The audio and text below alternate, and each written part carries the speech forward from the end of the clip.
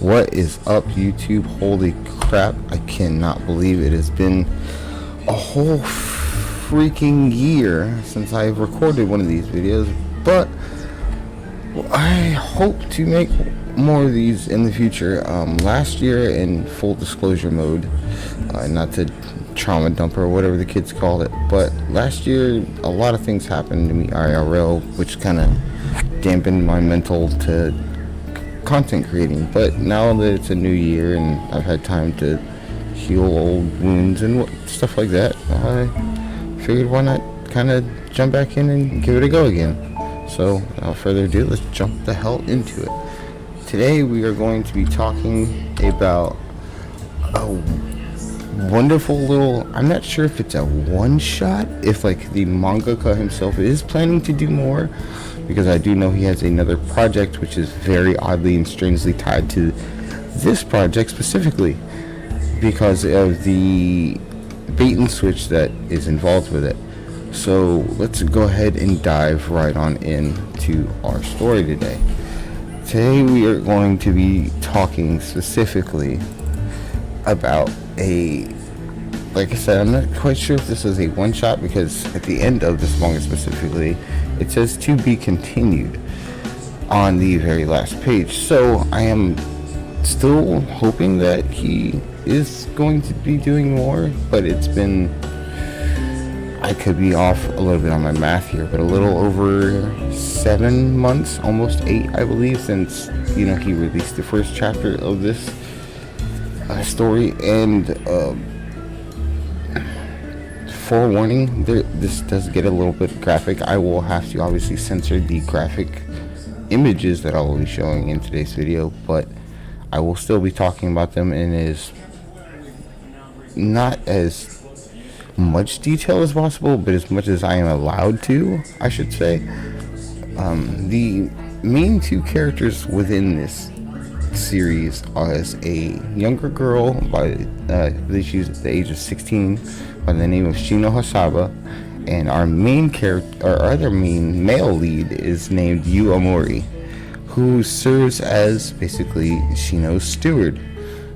She finds him at the beginning of our story basically abandoned or orphaned. I'm not really sure. They don't really disclose a lot of their relationship in this one chapter because of later on events, which we will get to later on in the video.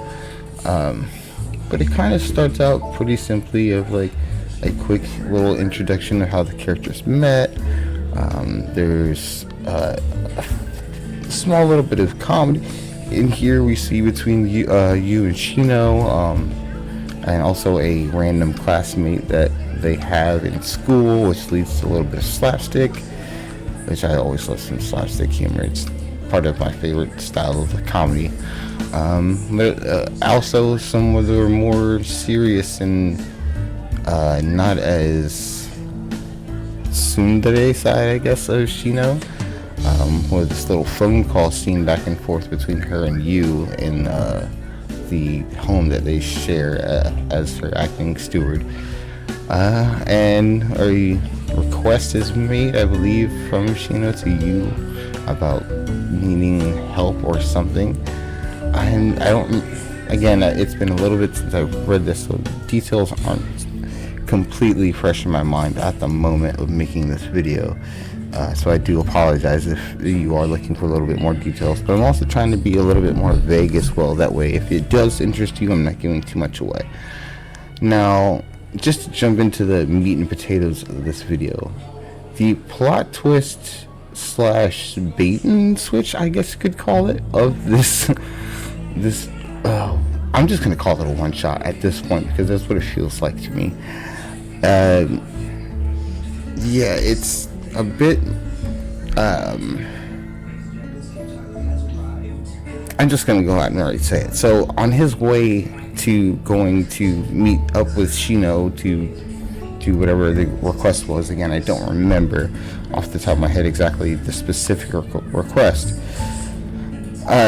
he slips and falls and bounces basically down a flight of stairs into the middle of the road, and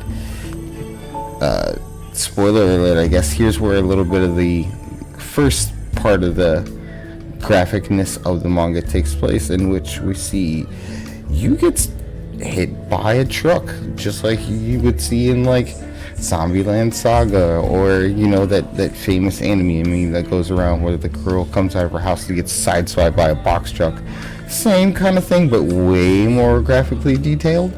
Like, this man's literally, like, you could see his limbs and head are separated on the front of this grill. And here's where the bait and switch comes in. The literal next panel is just this.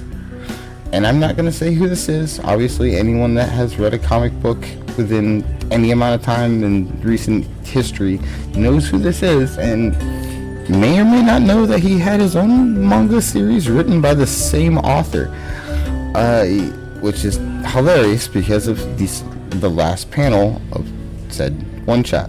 So we have a little bit of a back and forth between this Marvel character and Yu, revealing that Yu is actually not human. He is a Japanese style demon of Japanese like mythology. I believe they're called like a Muijin. I could be butchering that, and I apologize if I am.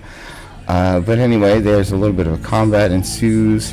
Deadpool pretty much rips this dude apart with a various amount of weapons.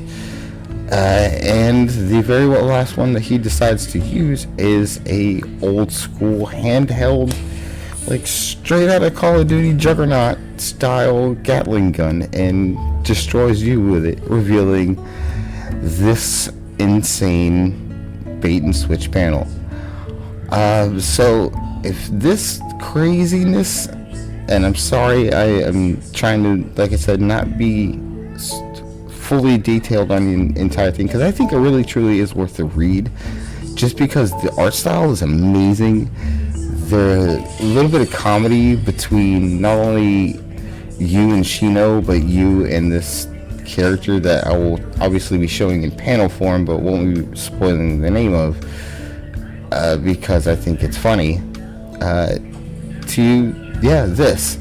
So if you would like to give it a read, please do so. I highly encourage it.